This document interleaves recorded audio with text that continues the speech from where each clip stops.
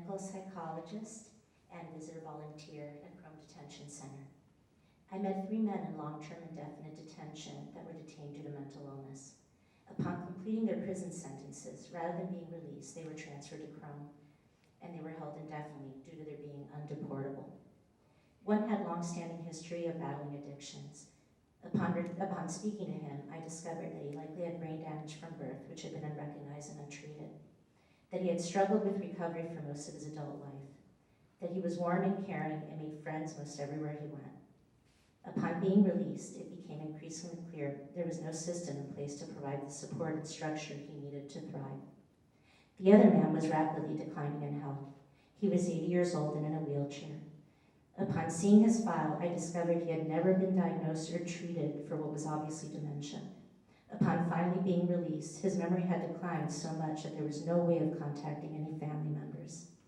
To add insult to his injury, nursing facilities did not want to accept him. He had worked in the United States and paid taxes for nearly 2 decades prior to qualifying for disability. The third man also suffered from long-term mental illness. He has a paranoid disorder, which is only intensified by his being kept prisoner, in an environment which made him feel unbearably vulnerable by continuously confirming and reenacting his worst fears, and ongoing psychological abuse, as well as occasional severe physical abuse. I also met men without histories of mental illness. A man from Ethiopia who came seeking asylum. He worked for the Human Rights Commission in his country and was arrested and tortured after reporting violations against women and children. 2 years later, he is still detained, living in limbo, constantly destabilized as he's changed from one facility to another and giving conflicting messages about his case. Another man from Morocco who had worked in the United States with a visa returned to Morocco to discover he was under threat of religious persecution and decided to return to the United States, still with a valid B1, B2 visa when he requested asylum, only to be handcuffed at the airport and taken to Chrome. While visiting, I was reminded of the famous Stanford Prison Project, the random assignment of prisoners and guards, our identity as visitors and friends by the role we are given. Every time I approached the front gate and walked down the long corridors in the area where I would finally meet the men I was scheduled to visit, I too felt, to a lesser degree, like a prisoner. At every turn, I was reminded by the staff of their power and control over all of us while we're there. Though their attitude toward us ebbed and flowed over time, the initial, ongoing sense of hostility and control as a reminder of the basic premise underlying the system. We are all dehumanized in varying degrees upon entering. The men detained are a number, often referred to as, quote, the alien, never by name. In my heart, I felt the aberration against humanity, a system which is based on punishing, humiliating, dehumanizing, one that ensures that we are all detached in a model which perpetuates the myth of us versus them.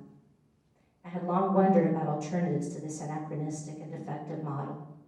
I found articles about prisons in Norway and their emphasis on reform, while also reading about women and children held in detention and how some articles euphemistically referred to these as daycares or holding facilities.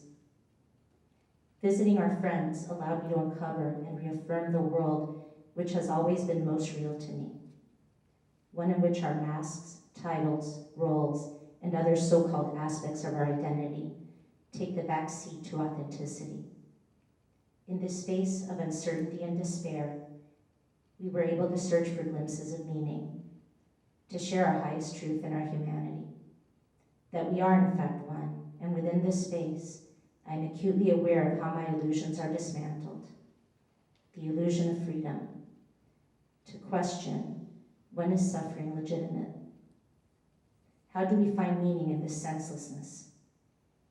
The illusion of a just world, which occurs below our conscious awareness and allows us to sleep comfortably at night believing we are safe because we are not wrong, quote unquote. The illusion that laws are always good, and when accepting these implicit assumptions, we assume we too become righteous and good.